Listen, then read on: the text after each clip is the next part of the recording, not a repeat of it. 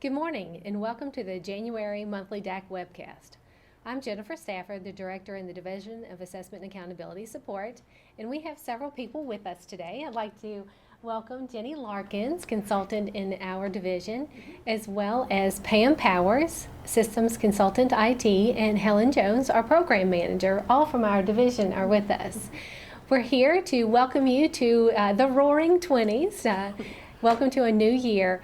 With a new year, it brings beginnings and exciting adventures that we get to look forward to, and we're really glad to be here with you to start this new year. I think it's going to be a good one. It's going to bring about some good changes, some good learning for all of us, as well as some exciting adventures that we will get to share with you. The agenda for today is, again, it's exciting, and we have a lot of new information to share with you. Let's look at the agenda. We're going to discuss the Quality of School Climate and Safety Survey, specifically about the survey, the content of the survey, the administration of it, how it works with Pearson Access Next in the PAN, which is going to be opening soon for you. We'll then transition into the Kentucky field test updates and some resources. We're excited to provide you the online testing toolkit. It's available today, and we are so excited because a lot of good effort and good energy and a lot of resources, and we think that's going to be a valuable asset to you. We're going to talk about when the practice tests are available and then upcoming resources that will be available soon. Helen's going to share with us the registration link for the 2020 February-March DAC trainings, as well as bring additional updates with ACT and the regulation change to the school report card. If you have any questions at any time during this broadcast, we ask that you send those to our email address at dacinfo@education.ky.gov. Pam is monitoring that email account, and we will take questions. We're going to take mostly questions at the end, but we'll pause a couple of times throughout the presentation for your questions. So again, welcome you here today, and I'm so glad that you could be with us. And I'm going to turn it over to Jenny Larkins for the Quality of School Climate and Safety Survey information. All right. Thank you, Jennifer. Yes, as you know, the Quality of School Climate and Safety Indicator is the last indicator to be implemented in our accountability system. It's been delayed until this current school year, but here we are. So we have a measure now in place, and it's the survey that's going to be administered this year. The Kentucky Board of Education several months ago approved the constructs or themes or categories that we're going to measure, that they are also in line with state statute, and they are the quality of school climate, which refers to things like students. We're going to be looking to see if students feel like they belong at the school, if they feel like they have good relationships with other students and with their teachers, if they feel like that they're cared about by someone there at school. And then the other construct is safety. And that's pretty self-explanatory, but we're looking to see if students feel that they are personally, physically, emotionally safe, and if they feel safe within the actual physical school building. So what is that actually going to look like, the survey? Well, it's going to be administered online at all tested grades to every student, grades 3 through 8, 10, and 11, and it will be taken during the field test window. Now, it's going to be taken during what we've been calling that field test window, but the survey itself is going to be operational because it will be included in accountability now. So it's going to be taken prior to the content area test at the same sitting, but in a separate test session, and we'll talk a little bit more about that in a second. The survey has two forms, a form for students in grades 3 through 5, and then another form that's appropriate for students in grades 6 through 8, 10, and 11. Now, the alternate assessment students are going to not take it during the field test window. They will be taking that during their alternate assessment window too. So back to the format, so there will be 30 survey items on each one of those two forms. 30 items that will require a response. Now, it's not going to be a response where they type text in or anything like that, no constructed response, but students will see a one-sentence statement, and they will have to select whether they strongly agree, disagree, agree, or strongly agree with that statement. We're asking that you allow a 20-minute administration time, but we found during that cognitive lab field testing that students probably, or most of your students, are probably not going to take that amount of time. And I should have mentioned that now that the test is operational because field testing has already occurred. Most of the accommodations that students typically get are also available for the survey. You'll see things like extended time, paraphrasing for directions, and that kind of thing are in place. But the survey is available in an online format only. So if you have students that normally get a scribe, it will be a typist. If you have students who have a human reader or that usually get paper materials like large print or braille items, we want those students' voices to be heard. So we want you to arrange for a human reader for those students that would just read from the computer screen. So what is this administration going to look like? What more can we say about it to actually administer it?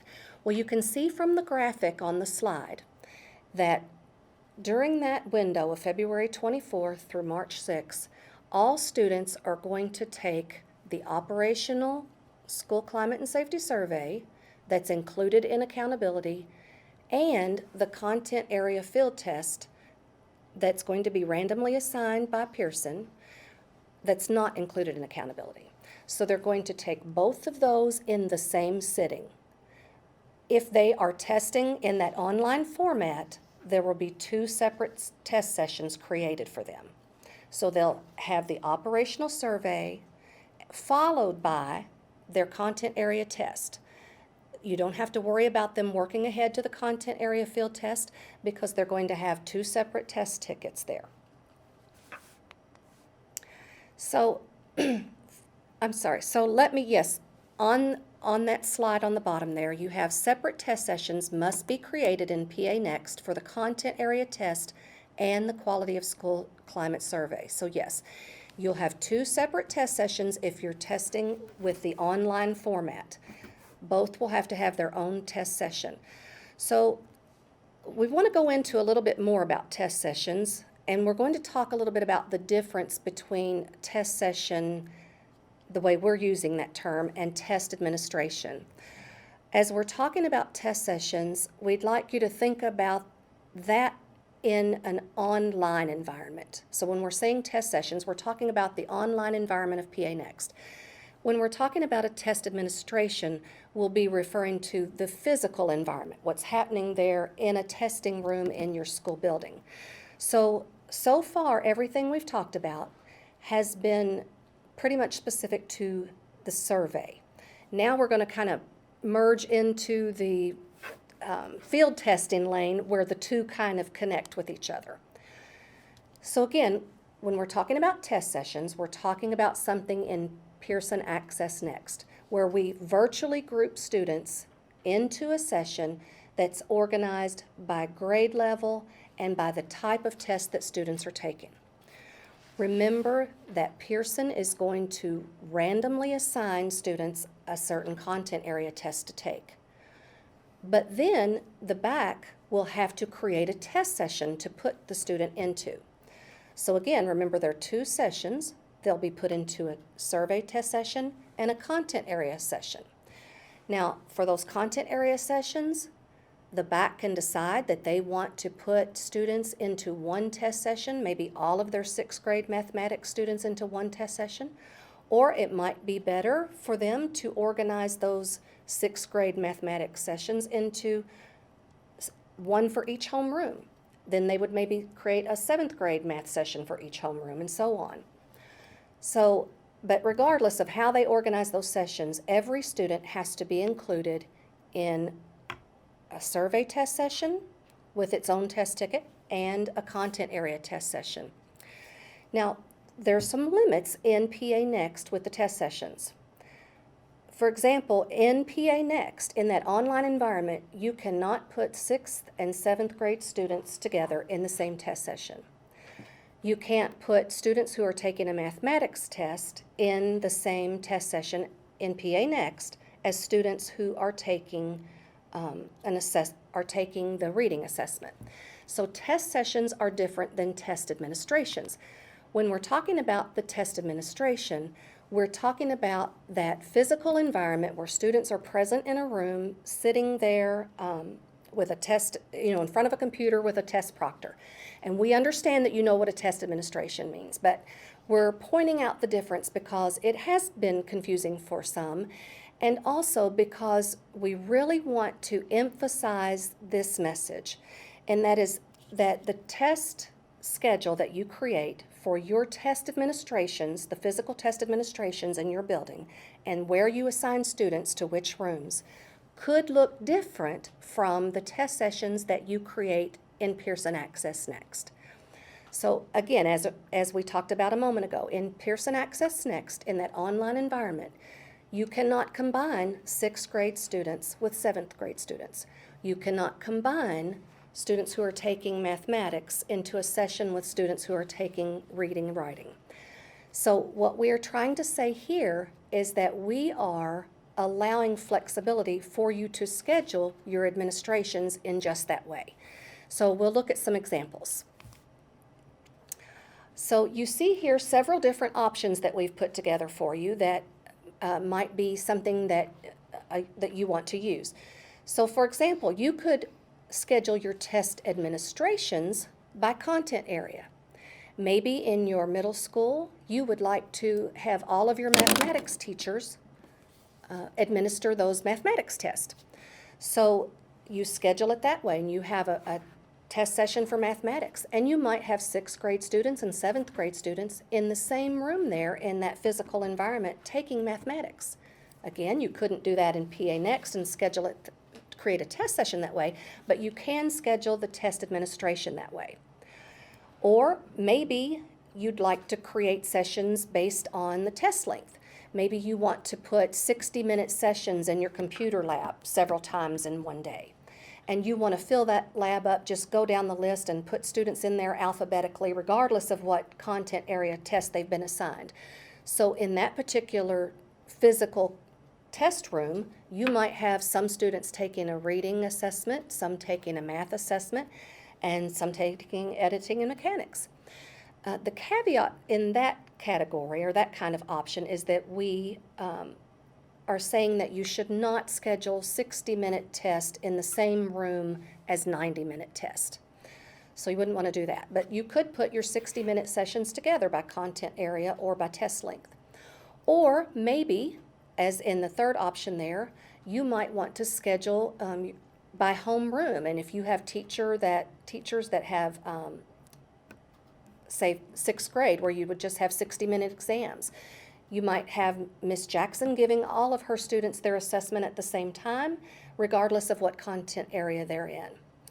So you have lots of different options there, and we may not have mentioned all of them. And if we haven't, and if you have questions, of course, you can send those to DAC Info, and we'll review and let you know if that's something that's possible or not, because this is not something, these are not the kinds of scenarios that we have approved for paper K-Prep testing. So we know you're probably going to have some questions.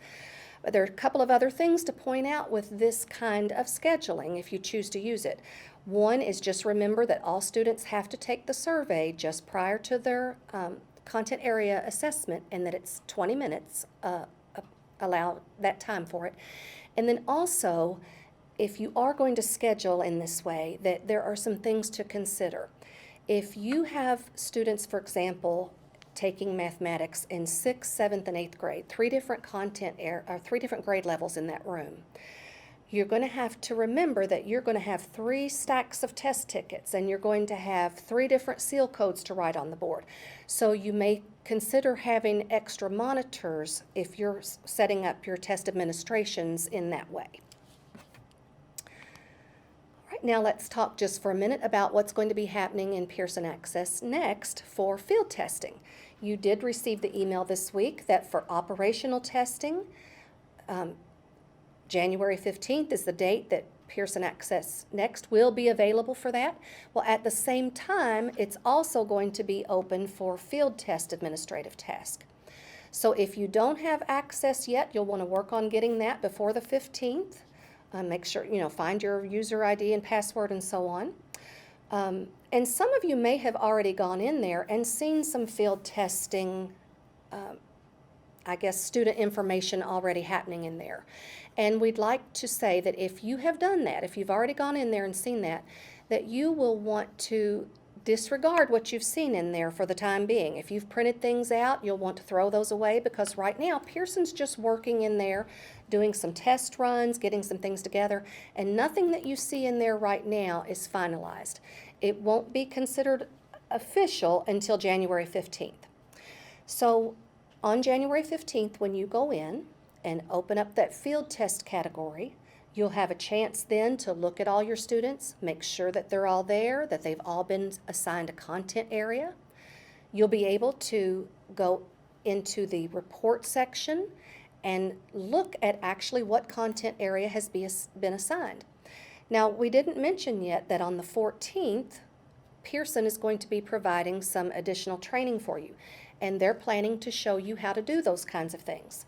So once you pull that up and see what students have been assigned, what content area they have, then you'll be able to plan those test administration schedules, and you'll be able to see what you need to do to order accommodations and that kind of thing. So that you'll have a couple of weeks to do that, and then on February 3rd, you will actually be able to begin creating test sessions for students who are taking the content area field test online, and for all students who are taking the survey. So that kind of wraps it up for the survey right now, and a little bit beyond the survey, a little bit about test sessions. So at this time, we're going to turn it over to Pam to give you some more information on field test updates. Thank you, Jenny. We're going to start with the field test updates. And yes, we have to pass off the presenter. So let's go ahead and get to these slides. And I am not seeing them, so I don't know what slide is up. Okay. All right. The online testing toolbox. This is a document that was created here at KDE in collaboration with Pearson to help you with the field test and the online testing as well. It is about 40 pages long and has lots of tips and things that we've learned last year when we were doing online testing and field testing.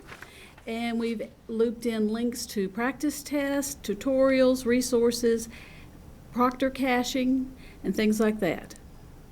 There is even a TestNav tools section so that you can see all the tools that are available in TestNav that students could be able to use. There's also an extensive accommodations guide within the toolbox that if you are providing accommodations, you'll definitely want to read through this section. The technology guides, so if your technical staff will have a little additional information. It also gives you some what-if scenarios to help you decide to deal with any potential issues you could be having with online testing. There is also general policy guidelines and the testing schedules for the next 3 years. We also have lots of other useful tools in that document. It is available on the K-Prep page, and it is under the online testing toolbox. Now the practice tests, which lots of you have been asking for, will be available next week. That's for reading, math, and science. You have to wait just a little bit longer for the on-demand writing and the editing and mechanics practice tests, but they should become available very soon. The field test resources, we have created a few more resources. What's on the left here are the available resources. The DAC webcast in October. There was an online training in November with Pearson, And then there was a DAC webcast that also covered a little more information, as well as a collaboration between OSAA and OSEEL on accommodations for online testing. Now, what's coming up? Jenny mentioned earlier the January 14th training with Pearson. It goes into a little more details than what the November training did. Also, you'll be getting the practice tests, the tutorials. You'll see more about text help, the manuals, the DAC back, and the TAMs. They will come out a little bit closer to the window itself, so expect those in another couple, 3 weeks. Reference materials that will probably be up a little sooner than that. Those are things such as the rubrics and scoring guides for on-demand writing. And that does it for field test resources. If you have questions, don't forget that you can always send them to dacinfo@education.ky.gov. Thank you. I'll turn it over to Helen now.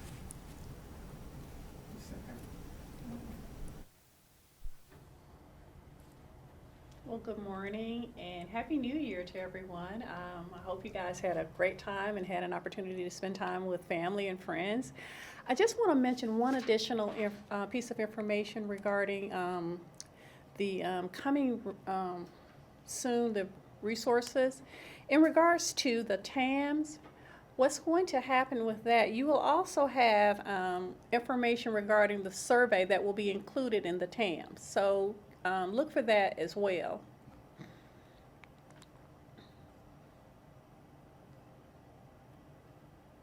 Okay. The practice test will be available by content. Also, one additional piece of information we want to make sure that you are aware of is for the practice test, they will be available by content area and grade level. Okay. So, something that I know all of you have been waiting for and you can't wait. So here we wanted to provide you the links for the February DAC trainings that are coming up. As you can see, we have all of the links. They've been decided, and this is your registration sites. Please be cognizant of the fact that if you're planning to come to any of these sites, that there are limitations on the capacity for each site. So the very first site will be February 11th. That's going to be in Russell County. And there's 85 slots for that particular venue. February 12th, we will be at the Ralph Rush Professional Development Center, which is in Florence. February 18th, we will be in Pike County Central High School in Pikeville, which has a capacity of 65. And February 19th, KEDC in Ashland, and there's a capacity of 100 there. February 20th, there will be the Center for Innovation, which is in Laurel County, and the capacity there is a little bit larger, so we have about 20 there. I want to make sure that you understand that if you're going to Murray, we have the capacity of about 130, but in the registration, there will be a link that you will have to register your vehicle for Murray. And there will be instructions on what you need to do in terms of that particular registration. February 25th, we will be moving to coming to Grec, which is in Bowling Green, and there's a capacity of 120 there. February 26th is Christian County Board of Education, which is in Hopkinsville, and there is a capacity of 40 there. February 27th is Owensboro, and the Board of Education in Owensboro, and there's a capacity for 100 there. And the final training will take place here at KDE, 300 Sauer Building, and we have a capacity of 170 there.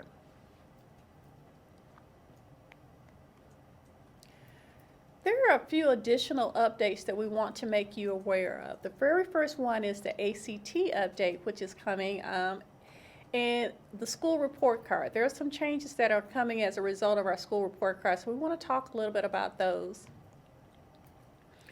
For the upcoming ACT, the dates for the ACT will opens for reviewing student enrollment January 14th. We wanted to make sure that you had this information because this is a very quick turnaround for that. During this period, you will be able to review student enrollment information, make any necessary changes. Then in January 24th, all enrollment reviews must be completed by January 24th. So we wanted to get this information to you today so that you'll have a little bit more time. During this time, the Division of Accountability wanted you to know that you needed to have this information and be prepared. Pearson will have some more additional detailed trainings for you during this time, so keep that in mind. You can go into Pearson to develop the training materials, create test sessions, all of the usual things you can do in PAN. Let's talk a little bit about what's happening with the school report card.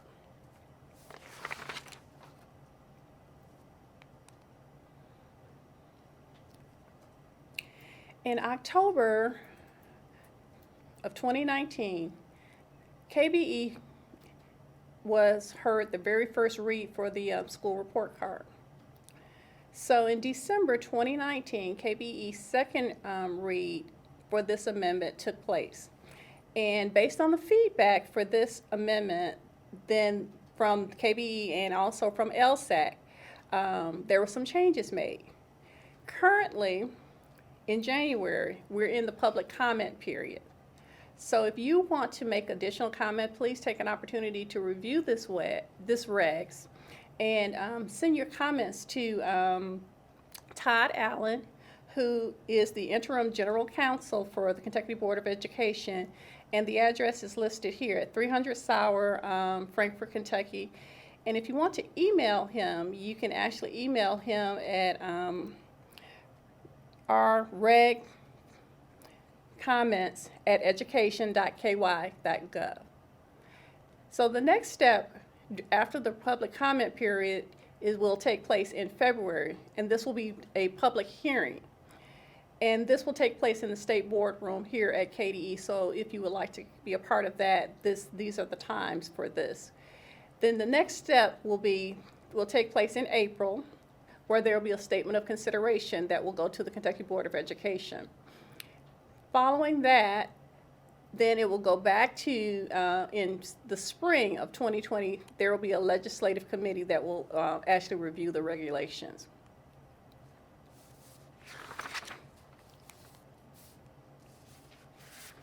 The last thing that we want to talk to you about is if you have any questions or comments, and we'll take a moment here to check with Pam to find out if we have any comments or questions. Yes, we've had several questions come in. For those of you looking at the links in the PowerPoint, want to remind you that the links are only active if you're playing or running the PowerPoint. So just make certain if your link's not working, you maybe don't have it in slide mode. Okay, we have a 504 question that has come in. There's a special ed director has a question regarding the use of a multiplication chart. Can a multiplication chart that's in a 504 plan, can a student use it during the operational and the field test testing?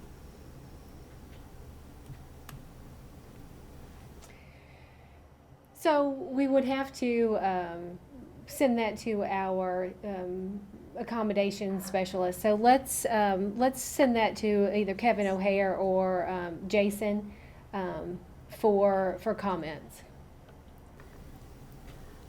All right, is there a science field test? You had it on the chart. There is not a science field test in this year, but we will have practice tests for our students to be able to go through. The field tests are required when we have new standards. So we have new standards in reading, math, editing, mechanics, and on-demand writing that were approved last year, and we are field testing those this spring. We also have social studies standards that are new that will be field tested in the fall of 2020. So we field test only when we get new standards. However, we are developing practice tests for all the content areas that will be online. And we have another one regarding our training session on January 14th with Pearson. Do we know how long that webinar may last for scheduling purposes? We do. A link will be shared in Monday's DAC email. So on January 13th, you can expect the link to that session. We are scheduling an hour and a half. It starts at 3 p.m. Eastern Standard Time, and we anticipate that it will go until 4:30 Eastern Standard Time. We have another question regarding the ACT tasks that were mentioned on slide 22. What must they do between January 14th and the 24th?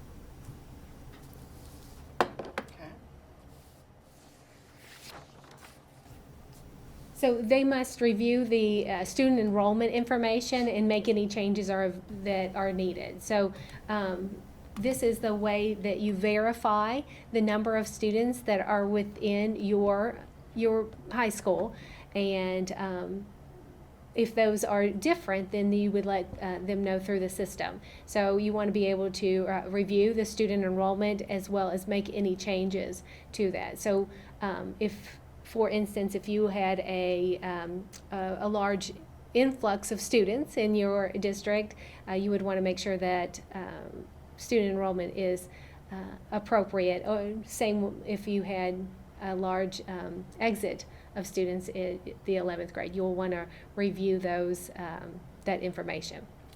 I also want to add that you would also want to make sure, as Jenny mentioned earlier, that you would also ensure that you have access to Pearson Access Net. So if you haven't gotten your ID, you want to ensure that you can have access to Pearson Access Net as well. So. Okay, we have several questions that have come in around the quality of school climate and safety survey. So let's start with the first one here. Can you provide more information on makeup testing for the field test and the survey? Sure, we can. Jenny's joined me now. I'll start, and if you want to add anything, please do. The field test window is February 24th through March 6th. So you can make up sessions at any time. So you've got that whole window to administer the safety and climate survey as well as your content area assessments. All right, when will we be given access to the questions on the survey? Will it be prior to the field test? Well, at this time, as of today, the direction that we have been given is that the survey items are to be treated as secure test items. So they won't be shared publicly. They're to be treated as we would with a secure test booklet. And I will note that, as you all are very well aware, we have had changes here at KDE that could change that decision. So we'll continue to keep you abreast of developments. But as Jenny said, as of today, those items are not going to be shared unless decisions are made otherwise. All right. Will there be any other resources available for the survey? Well, as Helen mentioned earlier, the online test administration manuals for the field tests are going to have information in there about the survey. There will not be any practice items because really, as I mentioned before, the items are going to be a simple one-sentence statement that students will just select whether they agree or disagree. Okay. Can you do a small group survey so a human reader can read out loud? Yes, yes, you can. We were right in sync on that one. So yes, similar to how you could administer accommodations to a small group, you absolutely can, and we would encourage that so that you utilize your time and it's more effective and efficient. But it still needs to be just prior to the content area session in the same sitting. That's correct. So if the student were taking paper pencil that's available for the content area assessments, they would then take the online survey using their human reader, and then they would move then to their paper pencil content area assessment. And does this also apply to oral native language support for an interpreter? Can they read to a small group? Yes, I would extend that to the oral native language, yes. And do we know when the Brown Practice PAN site will be available? We do know that there are resources that are out there now and available in PAN. So that's one reason that Jenny had advised and encouraged you to get your username and password and credentials for the PA Next system. The Brown site, I'm not sure that we have the schedule or the date on which that will be open, and I'll look and not seeing others with that either. So we're uncertain. We know that they're working on it. As Helen mentioned earlier, that Pearson has given us a hard date of next week that we will receive those reading, math, and science practice tests. So we're going to hold them to that. So we want to be able to provide those practice tests as soon as we can, as well as I just want to highlight just one more time that those practice tests will be available by content and grade level. So on slide 17, if you'll look at that, the reading content area assessments, math content assessments, practice tests for science, on-demand writing, as well as editing mechanics will be available for different grade levels. So you can see that the reading practice test will have 4 different practice tests. Math will have 3. Science will have 1, then on-demand writing 3, as well as editing mechanics. Now, for the practice test, there's going to be 2 different types. There will be a secure side as well as a non-secure side. In the online toolkit, there's more information about these practice tests, but if you recall, and we're here in the spring of 2019 when we administered the high school online assessments, there were non-secure and secure sites. So the non-secure is a URL. It can be accessed from anywhere. The student can take it home. They can access the practice questions from home and familiarize themselves with the navigation tools and all of the resources within the TestNav system. The non-secure is more like the the secure is more like the actual administration for the student, where there will need to be credentials and logins that will show the student as well as the proctors the step-by-step that is needed for the secure. So we want to be able to provide both of those for you to utilize in different ways. Do seating charts need to be collected when field tests are administered? Seating charts will be required for the field test, primarily because of the Quality of School Climate and Safety Survey. So yes, the seating charts will be required, and again, those will be also a part of the training on January 14th. So a lot of this information you will hear again. And do we expect students who are on home hospital to participate in field testing? If it's possible, yes, that they should. If they are receiving services, then they should be given the field test. Now, if you have some hardships, which I've talked to a couple of district assessment coordinators that's a hardship on them, please call and we can talk through that. What you do want to ensure is that you have students taking the Quality of School Climate and Safety Survey. So we've got 2 issues there for our home hospital students. You've got the survey that allows them their student voice, into the climate and safety that they are encountering. And then you've got the field test. So those are two separate issues. So yes, we do expect that those students would take both the survey as well as the content area assessment. But if you have some hardships, then please give us a call. And that's all the questions at this point. Well, that is really good questions. I'm glad that we were able to provide some more specific information. I do want to highlight that online toolkit. Excuse me. It has links to where the practice test, the tutorials, and other resources will be available. So within that document, there is a lot of good information in there, and will help you as you start to plan for the administration of not only the field test but also the operational at the high school in the spring. So we are really excited to provide you that. We had an excellent team that created that. I just want to put a shout out to them. Joy Barr, Pam Powers, Jenny Larkins, Helen Jones, and was under the excellent leadership of Jason Howard. So just want to provide them some really good credit, because that resource is going to be very valuable. I'm so happy that we could provide that for you. I do want to highlight for you that the next DAC webcast is canceled because of the fact that we will be out in the districts and the locations that Helen highlighted doing the February DAC trainings. Now, just a bit more about that February DAC training. It's the test administration focused on operational testing in the spring.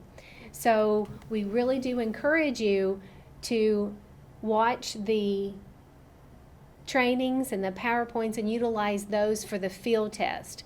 The focus in the February DAC training will be on the operational spring assessments, and not a lot of emphasis or information on the field test. So the operational will be the focus in those February DAC trainings. So we encourage you to utilize the resources that are available. We'll keep you abreast of when the other resources are available and make those available to you as soon as possible.